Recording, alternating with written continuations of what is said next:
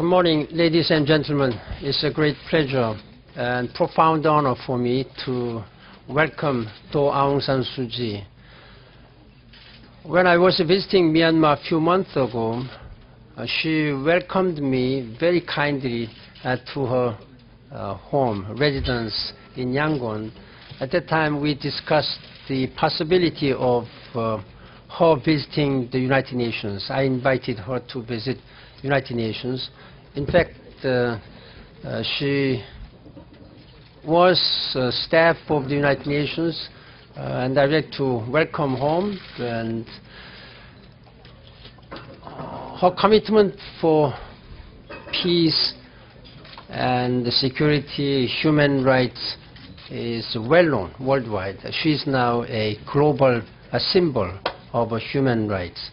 Now she is returning not only as General Secretary of NLD, but now as a member of Myanmar Parliament, and also in her capacity as chairperson of Committee of Rule of Law and Stability.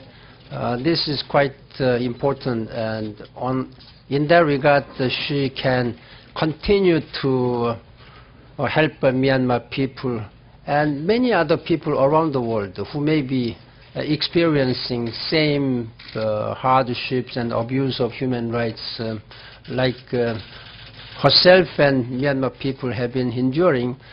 We have a great expectation and hope that she will lead this path of reconciliation and greater participatory democracy and development of her country together with President Thein Sein of Myanmar.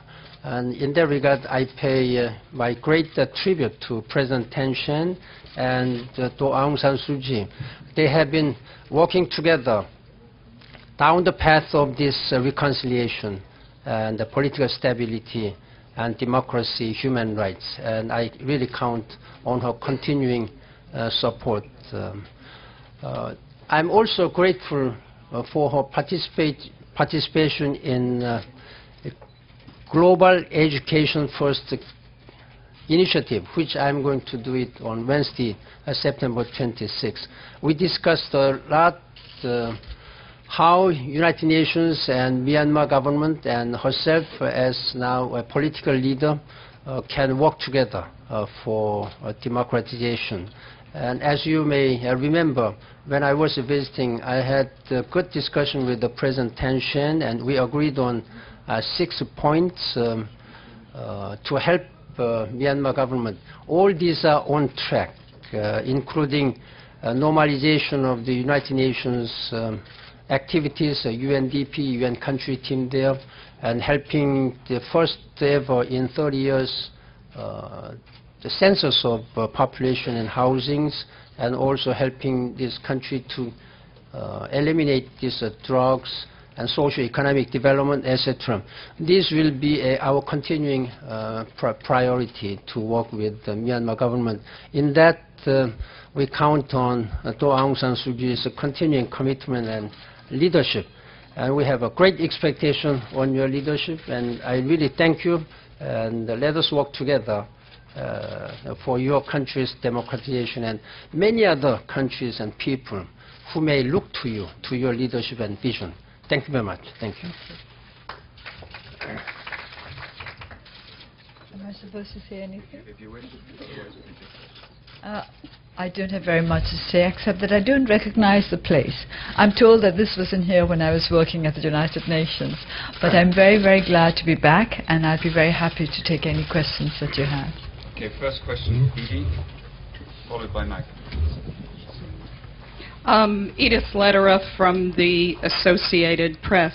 Your Excellency, it's a pleasure to see you. I had the privilege of meeting your late husband in London when I was based there in the 1980s and 90s.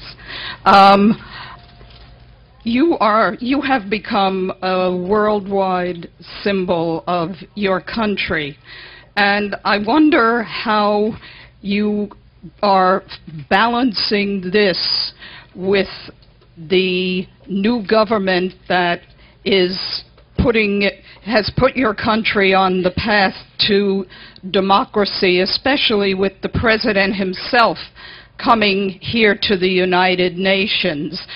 Are you concerned about possibly outshining him in the work that he's doing?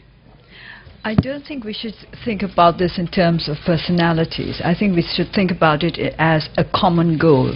If we all want to achieve genuine democracy for Burma, we have to learn to work together and not think about our impact as personalities, either on in our country or in the world at large. Maggie, we're under a really tight schedule, so this is... Thank you. Margaret Bashir, Voice of America. Could you tell us a little about your meeting with President Obama this week, and also your reaction to the U.S. announcement that it will lift fully sanctions on Burma? I generally do not discuss private exchanges, so I will not discuss what I discussed with President Obama, but I was very happy to be able to meet him, and I considered it a good meeting.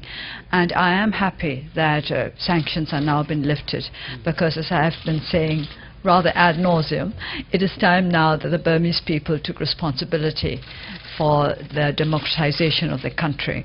I am very, very appreciative of what the U.S. Congress has done for many years to support our movement.